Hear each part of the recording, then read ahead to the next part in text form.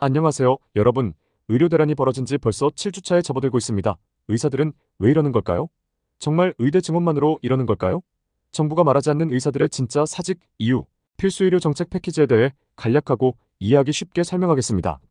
현재 정부에서는 의대 증원 2,000명 계획에 모든 초점을 맞추며 이야기하고 있습니다. 하지만 실상 전공의들이 사직서를 낸 가장 큰 원인은 다름 아닌 필수 의료 정책 패키지 때문입니다. 이 정책 패키지는 여러 문제점을 내포하고 있는데 오늘 우리는 그 중에서도 특히 지불 제도의 변화에 주목해 보려고 합니다. 많은 이들이 궁금해할 것입니다. 왜 전공의들은 이렇게 극단적인 결정을 내렸을까? 정말 2,000명 때문에 이러는 걸까? 사실은 이렇습니다. 정부가 말하지 않는 의료 정책 패키지에 담겨 있는 지불 제도의 변화, 정부의 정책 변화가 왜 필요했는지, 그리고 그로 인해 우리가 직면할 수 있는 잠재적인 위험에 대해 깊이 있게 분석해 보겠습니다. 정부는 왜 지불제도 변화 정책을 내놓았을까요? 현재 상태로는 건강보험제도 유지가 불가능하기 때문입니다. 그래서 대안적 지불제도가 필요하게 된 것이죠. 현재 행위별 수가제는 의료 서비스의 양에 따라 비용을 지불하는 방식입니다. 이는 의료 공급자에게 많은 서비스를 제공하도록 장려하는 경향이 있습니다.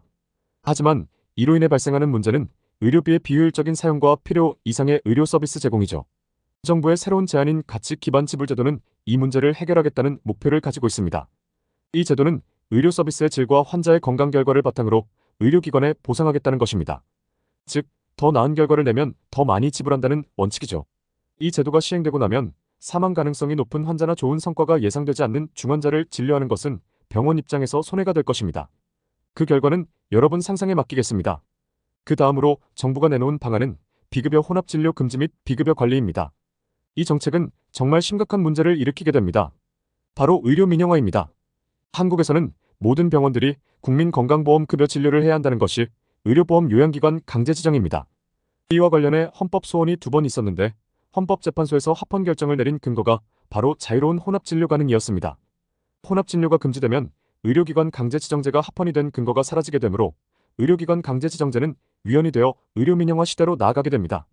일부의 공공병원에서는 가치 기반 지불 제도에 따라 높은 치료 성과를 낼 수 있는 환자들만 최소한의 비용을 들여 치료하게 될 것이고, 우리가 지금 누리고 있는 의료 시스템을 누리려면 미국식으로 민영화된 병원에서 지금과는 비교도 안 되는 돈을 지불하고 진료를 봐야 할 것으로 예상됩니다. 돈은 거짓말을 하지 않는다고 정부 정책이 발표된 이후 보험회사들의 주가 상승이 어마어마했습니다. 의사들 본인도 그리고 의사들의 가족들도 언제든지 환자가 될 수 있기 때문에 지금의 의료제도가 무너지는 것에 다들 반대하는 것입니다. 여러분, 이 영상을 통해 의사들이 무엇을 이리도 반대하는지 어느 정도 알게 되셨기를 바랍니다. 이 영상이 유익했다면 좋아요와 구독 버튼을 눌러주세요. 여러분의 소중한 클릭 한 번이 저희에게 큰 힘이 됩니다. 댓글로 궁금한 점이나 추가로 알고 싶은 내용을 남겨주시면 다음 영상에서 꼭 다루도록 하겠습니다. 감사합니다.